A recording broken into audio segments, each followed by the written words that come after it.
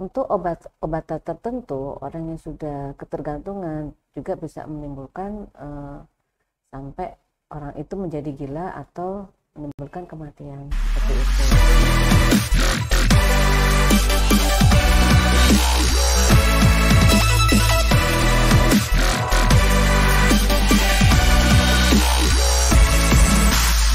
Assalamualaikum warahmatullahi wabarakatuh. Jumpa lagi Tretan Sehat di Rumah bersama kami di acara podcast Berbagi Edukasi Sehat. Perkenalkan sebelumnya, nama saya Tretan Vivi. Hari ini teman-teman tahu nggak ya kalau misalnya Hari Anti Narkoba, dalam memperingati Hari Anti Narkoba ini kita akan membahas tema bersama melawan narkoba, peran masyarakat dan pemerintah, di mana kita sudah hadir bersama kita narasumber Ibu PLT Kepala Dinas Kesehatan dan KB Kabupaten Sampang, Dr. Dwi Helinda Lucy Harini. Bagaimana kabarnya Ibu hari ini? Alhamdulillah sehat, Dik Vivi. Alhamdulillah kalau sehat. Gimana kalau kita sapa Tretan Sehat di rumah dulu? Halo. Hai, Tretan Hai. Sehat. Baiklah, kita langsung aja kali ya Bu ya. Ngomong-ngomong ya Bu ya, kan masyarakat kita ini banyak yang belum sepenuhnya ini paham sebenarnya apa sih narkoba itu gitu. Bisa enggak ya Ibu untuk menjelaskan ke Tretan Sehat ini narkoba itu apa Bu? Ya, jadi narkoba itu singkatan nanti ya. Narkoba itu singkatan dari narkotika, psikotropika, dan zat adiktif lainnya. Dan zat-zat ini memang sangat mempengaruhi sistem saraf pusat dan bisa menimbulkan ketergantungan. Contohnya seperti ganja, sabu, kemudian obat-obatan, ekstasi, nah seperti itu. Kira-kira dampaknya apa ya Bu ya? Dampaknya sangat merusak. Jadi bisa secara fisik, secara sosial itu betul-betul sangat mengganggu. Yang pertama dari fisik seseorang pengguna itu dari mentalnya, dari kesehatan fisiknya, dari otaknya itu mengalami gangguan. Untuk obat tertentu, orang yang sudah ketergantungan juga bisa menimbulkan sampai orang itu menjadi gila atau menimbulkan kematian seperti itu. Sedangkan untuk dampak sosialnya itu juga sangat banyak, juga sangat berpengaruh, Dek. Kalau dampak sosialnya itu seperti dia mengucilkan diri, kemudian kalau misal dia itu sudah ketergantungan, dia ingin memperoleh barang itu, dia akan berusaha mencari dengan cara melakukan kriminalitas seperti itu. Kadang-kadang dia sampai membunuh, sampai mencuri, seperti itu. Jadi ini dampak-dampak yang betul-betul merugikan si pengguna, juga merugikan masyarakat. Kira-kira bagaimana ya Bu ya kita tahu kalau orang ini tuh sudah terkena narkoba? Biasanya terjadi perubahan perilaku. Selain perilaku juga dari psikisnya juga tampak. Kalau dari psikisnya, dari kesehatan jiwanya, dari kesehatan fisik pengguna narkoba, itu biasanya dia matanya tampak merah, malas, sering menguap, kemudian kadang-kadang dia tertawa-tertawa sendiri. Jadi dia juga akan mengalami perubahan. Jadi dari yang awalnya anak itu rajin sekolah, dia jadi malas, kemudian jadi sering bolos, sering terlambat, mengantuk, berani kepada gurunya, suka berbohong. Nah, ini perubahan-perubahan perilaku yang biasa terjadi pada orang-orang yang sudah terkena atau pengguna narkoba. Kira-kira Bu ya, kalau misalnya nanti udah ketahuan nih, apa yang bisa kita lakukan?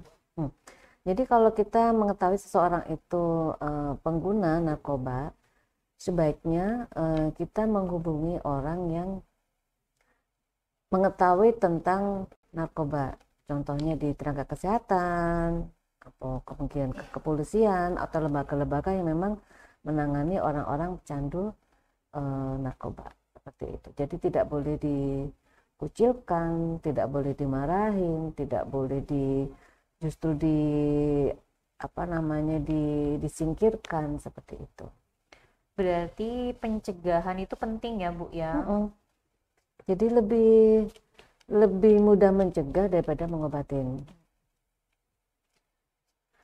Kira-kira kalau misalnya udah terlanjur ya Bu ya, apakah masih ada kesempatan untuk sembuh? Bisa deh, jadi banyak kasus orang-orang yang sudah menggunakan narkoba dengan motivasi yang kuat, dukungan dari keluarga, dukungan dari masyarakat, itu akhirnya seorang pengguna narkoba itu bisa kembali pulih seperti semula. Siapa Bu yang kira-kira itu yang sangat rentan untuk terkena narkoba? Jadi semua usia bisa deh.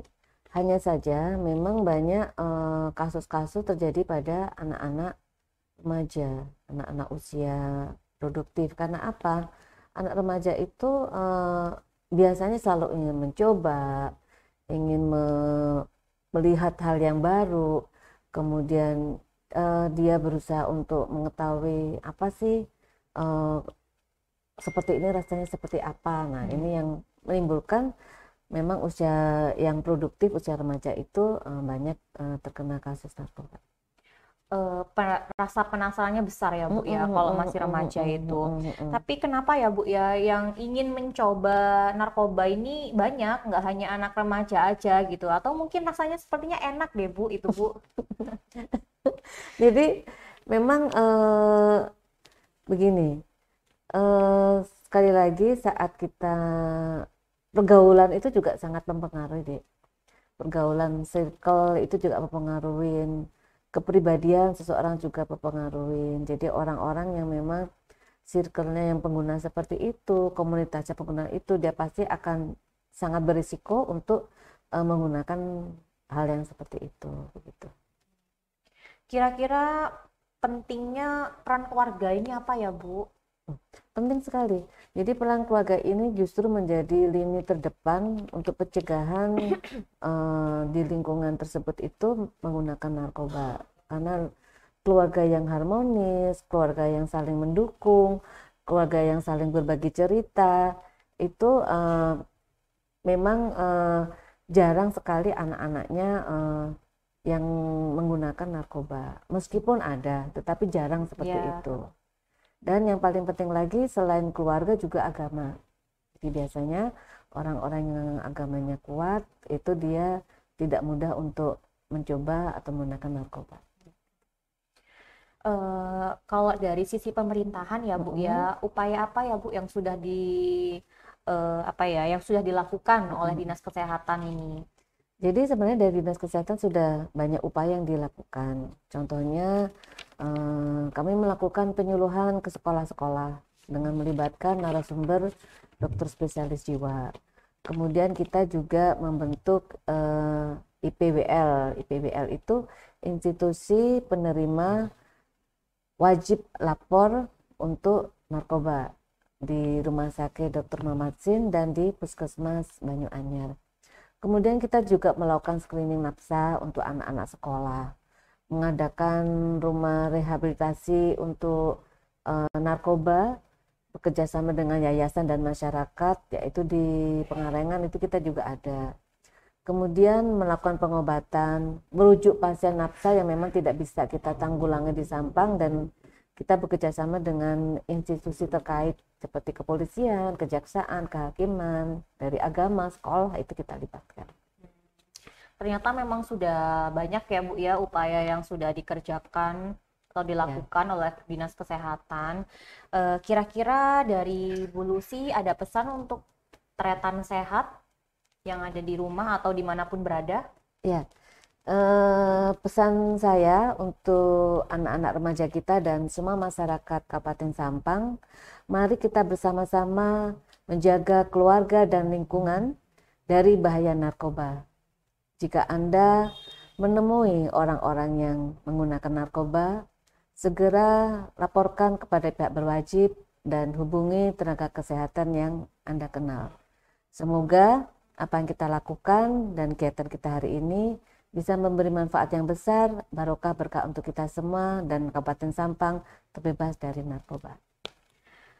Terima kasih Bu Lucy atas informasi dan pesan Sama-sama Devi. yang sangat luar biasa manfaatnya bagi kita dan tentunya bagi tretan sehat di rumah maupun dimanapun berada. Semoga masyarakat Kabupaten Sampang bisa dan ayo kita bersama-sama mencegah narkoba dan tahu bahayanya narkoba ini dan sama-sama mencegah penyalahgunaannya. Jangan coba-coba narkoba. Say no to drug, tretan sehat di rumah. Baik Bu Lucy, sebelum kita berpisah, bagaimana kalau misalnya kita jargon dulu nih, biar kita semua semangat, tretan sehat di rumah juga semangat, dan dimanapun kita bisa semangat. Beres, berbagi, edukasi, sehat. Sampai jumpa di episode podcast selanjutnya. Dadah. Dadah. Assalamualaikum warahmatullahi wabarakatuh.